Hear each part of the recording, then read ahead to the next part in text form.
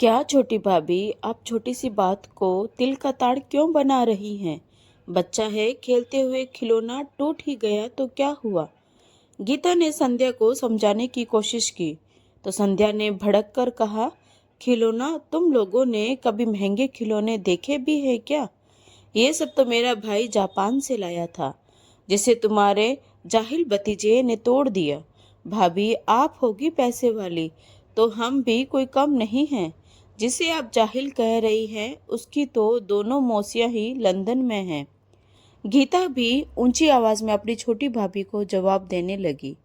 यह सब सुनना देवेंद्र बाबू के लिए असहनीय हो गया और वे चुपचाप अपनी छड़ी लेकर टहलने चले गए। इस वक्त उनके दिल और दिमाग में ऐसी कश्मकश चल रही थी कि सुबह की ताजा मन भावन हवा भी उन्हें सुकून नहीं दे पा रही थी। सतीश बाबू के पिता एक कृषक थे और गांव में इतनी जमीनें थी कि 3 पीढ़ियां आराम से बैठकर खा सकती थी।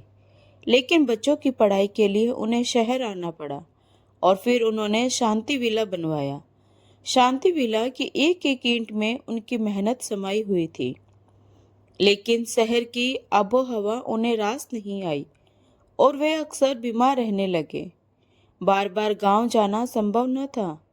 तब उनके बड़े बेटे सतीश ने अपनी बीए की पढ़ाई अधूरी छोड़कर पिता का काम संभाल लिया। इसके साथ ही उसने अपने दोनों छोटे भाई अमित और शेखर तथा छोटी बहन गीता की जिम्मेदारी भी अपने कंधों पर ले ली। सतीश बाबू बाहर का काम देखते और माँ शुभ लक्ष्मी घर संभालती और बीमार पति की देखभाल करती। पति की गिरती सेहत देखकर शुभ लक्ष्मी ने अपने एक परिचित से सुशील कन्या आरती के साथ सतीश का विवाह करा दिया। आरती ने जल्द ही अपनी व्यवहार कुशलता से सबका दिल जीत लिया। डॉक्टर और दवाइयां बदलने के बावजूद शुभ लक्ष्मी के पति की सेहत में सुधार नहीं हुआ। एक दिन उन्होंने अपनी पत्नी से चाय पीने की इच्छा व्यक्त की। शुभ लक्ष्मी चाय का कप लेकर आई तो देखा कि उनके पति अब नहीं रहे। शुभ लक्ष्मी पर जैसे पहाड़ टूट पड़ा। बच्चों की परवरिश की सारी जिम्मेदारी अकेले उन पर आ गई थी। तब आरती ने उनकी ढाढ़स बंधाते हुए कहा, माँ जी, चिंता क्यों करती हैं? हम हैं ना, सब ठीक हो जाएगा। समय के साथ अमित, शेखर और गीता बड़े होने लगे। अमित ने ग्रेजुएशन के बाद फार्मेसी में डिप्लोमा किया तो सतीश ने उसे केमिस्ट की दुकान खुलवा दी। शेखर ने इंजीनियरिंग की पढ़ाई की और एक प्राइवेट फर्म में नौकरी करने लगा। गीता बीए की फाइनल ईयर में पढ़ रही थी। सतीश और आरती की कोई संतान नहीं थी। विवाह के 3 बरस बाद उन्होंने डॉक्टर से परामर्श लिया, पर कोई फायदा नहीं हुआ। शुभ लक्ष्मी ने सुझाव दिया कि वे बच्चा गोद ले ले, लेकिन आरती ने कहा, माँ जी, जरूरत क्या है, अमित और शेखर है ना। दीप्ति का बेटा इस परिवार की तीसरी पीढ़ी की पहली संतान था, जिसे सभी बहुत प्यार करते थे। शुभ लक्ष्मी का दादी बनने का सपना तो पूरा हो गया, लेकिन अब वह चाहती थी कि वह शेखर की बहू का मुंह देखे। सतीश बाबू अपने छोटे भाई के स्वभाव को जानते थे, इसलिए उन्होंने उससे पूछा, कोई लड़की पसंद है तो बता दे, वरना हम देखना शुरू करें। शेखर पहले तो नकार गया, लेकिन फिर उसने अपने फर्म के मालिक की बेटी संध्या का नाम बताया। दूल्हा दुल्हन राजी थे तो ब्याह में क्यों देरी होती। 15 दिनों के अंदर ही संध्या शेखर की पत्नी बनकर शुभ लक्ष्मी जी की तीसरी बहू बन इस घर में आ गई। तीनों बहुएं एक साथ हंसते बोलते, जिससे शुभ लक्ष्मी जी फूले न समाती थी। साल बीतते बीतते संध्या ने खुशखबरी भी सुना दी। उसका 5वां महीना चल रहा था। आरती अपनी सास से कह रही थी कि संध्या की गोद भराई की रस्म करनी चाहिए।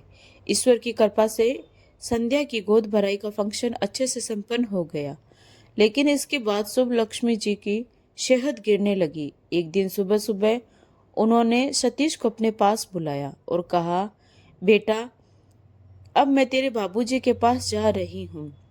घर में दीवारें मत बनने देना। सतीश ने तुरंत आरती को बुलाया। आरती समझ रही थी कि सास क्या कहना चाहती है। सास के हाथ पर अपना हाथ रखकर बोली, माँ जी, दिल पर कोई बोझ मत रखिए। गीता मेरी बेटी है और हमेशा रहेगी। यह सुनते ही शुभ लक्ष्मी जी ने अपनी आंखें हमेशा के लिए मूंद ली। उनके जाने से घर में एक सन्नाटा सा छा गया।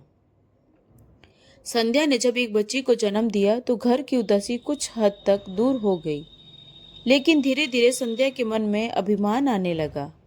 वह अपनी बेटी के खिलौनों को किसी को भी हाथ नहीं लगाने देती थी और बात बात पर गीता को घर के सामानों की कमियां गिनाने लगी। एक दिन आरती ने संध्या को बच्चे का दूध बनाने में मदद की पेशकश की तो संध्या ने तुनक कर कहा, आपको क्या पता है कि बच्चों का दूध कैसे बनाते हैं। इससे आरती बहुत आहत हुई, लेकिन दीप्ति ने उसे समझा बुझा लिया। घर में चल रहे महाभारत से तीनों भाई परेशान थे। संध्या अब शेखर से अलग रहने का दबाव बनाने लगी। एक दिन सतीश बाबू ने अपने कमरे में दीप्ति, संध्या और गीता को बुलाकर कहा, तुम तीनों ने घर में क्या कोहराम मचा रखा है। बड़े छोटे का कोई लिहाज नहीं रहा। संध्या, तुम्हें इस घर का हिस्सा माना गया है तो बड़ों की इज्जत करना सीखो। और गीता, तुम्हें छोटी भाभी से ऊंची आवाज में बात नहीं करनी चाहिए थी। सतीश बाबू ने समझाया कि परिवार के सदस्य होने के नाते हमें एक दूसरे की गलतियों को माफ कर आगे बढ़ना चाहिए। हमारी माँ की अंतिम इच्छा थी कि हम सब साथ मिलकर रहें और एक परिवार की तरह एकजुट रहे। क्या तुम सब मिलकर माँ की आखिरी इच्छा पूरी नहीं कर सकते? क्या यह रोज रोज का लड़ाई झगड़ा करना ठीक है? उनकी बातें सुनकर संध्या की आंखों में आंसू आ गए। संध्या ने दौड़कर आरती के पैर पकड़ लिए और कहा, दीदी, अपनी छोटी बहन को माफ कर दो। न जाने कैसे मेरे अंदर अहंकार आ गया था। मैं सबका दिल दुखाती रही। बस बस संध्या, आरती ने मुस्कुराते हुए उसे गले लगा लिया। कई महीनों बाद शांति विला में पहली जैसी रौनक लौट आई। दीप्ति और संध्या रसोई में व्यस्त थी। गीता बच्चों के साथ खेल रही थी और आरती सतीश बाबू के साथ गीता के विवाह की योजना बना रही थी। सतीश बाबू के परिवार में भी अभिमान का हल्का सा झोंका तो आया, लेकिन उनके धैर्य और समझदारी से सब संभल गया। इस कहानी में सतीश बाबू ने परिवार में शांति बनाए रखने के लिए जो रास्ता अपनाया, क्या आप उससे सहमत हैं? यदि आप उनकी जगह होते तो क्या करते? कमेंट करके ज़रूर बताएं। दोस्तों, अगर आपको ये कहानी अच्छी लगी हो तो प्लीज़ लाइक, शेयर और सब्सक्राइब ज़रूर करें। तो मिलते हैं एक नई कहानी के साथ। धन्यवाद।